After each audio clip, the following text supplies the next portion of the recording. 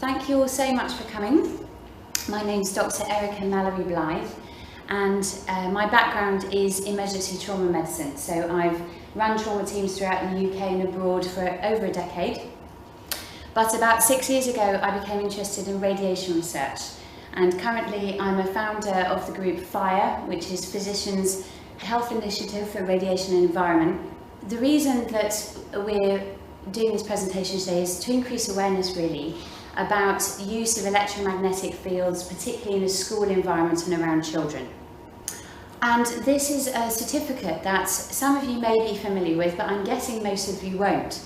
This was issued by the World Health Organization in 2011 via IARC, which is the International Agency for Research on Cancer. And what this certificate says is that microwave radiation or radio frequency radiation is classified as a group 2B carcinogen.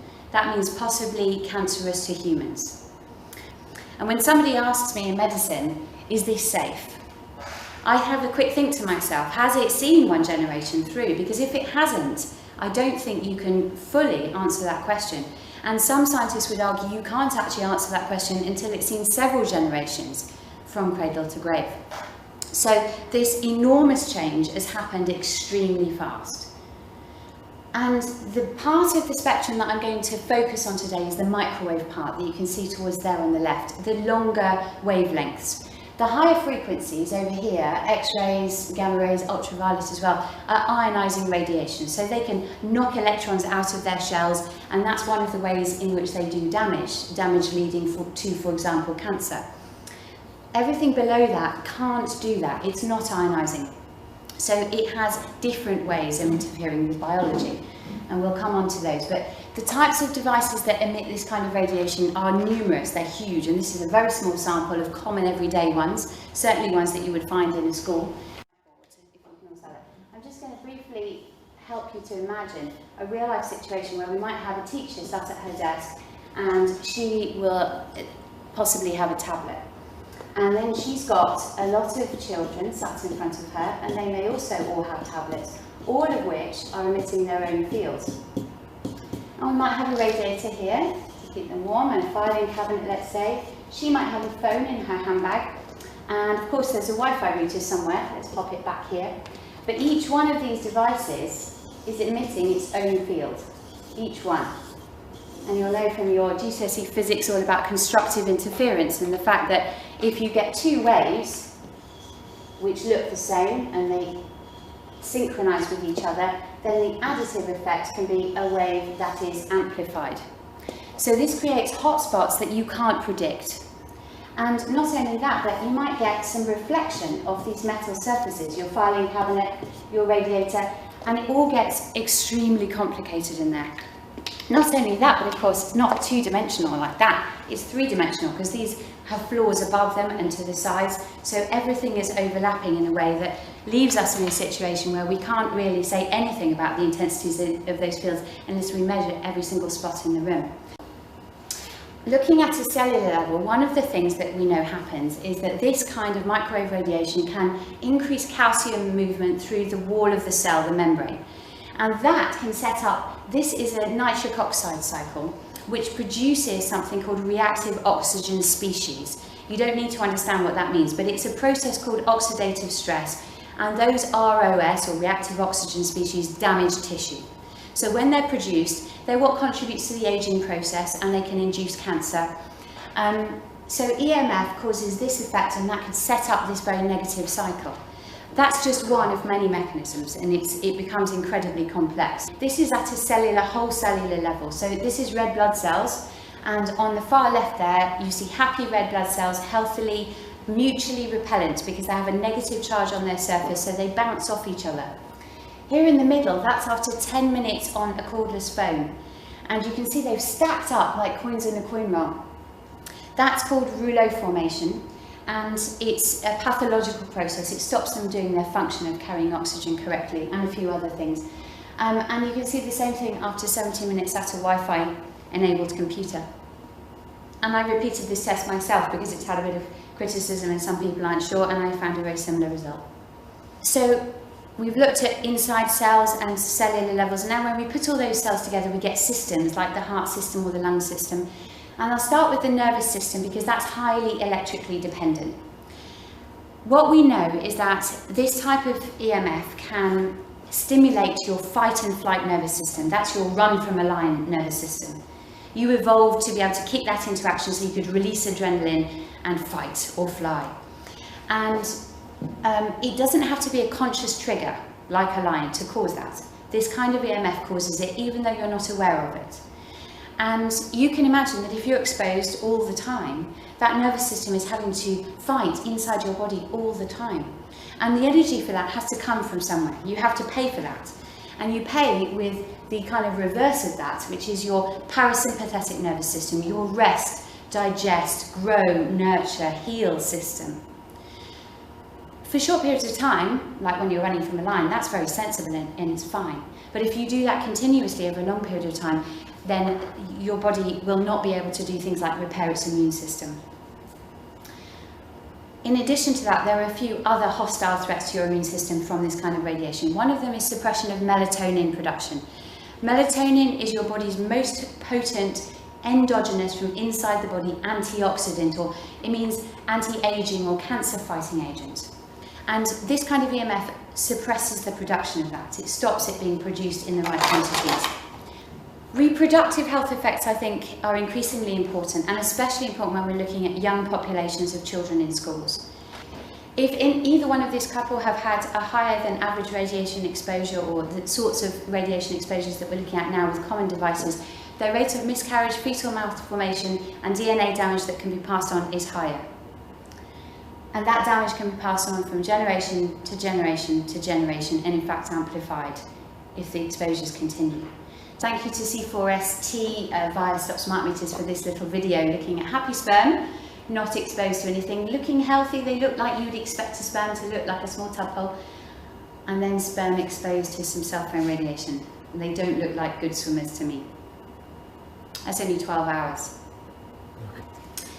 I mentioned to you important barriers in the body, and barriers are there to protect really special tissue, like the brain, like the eye, the ovaries, the testes, the gut.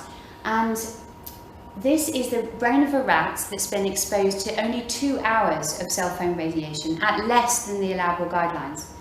All of the brown staining that's there is a substance called albumin. It's a protein and it should be inside the blood. It should not have leaked out into the brain tissue where it can damage neurons, as it has in this case.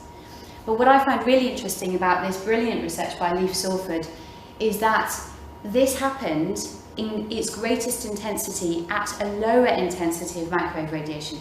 This type of radiation causes oxidative stress. There's a massive number of papers now, and the vast majority, like 80% plus, show a positive effect that we are causing oxidative stress with that kind of radiation.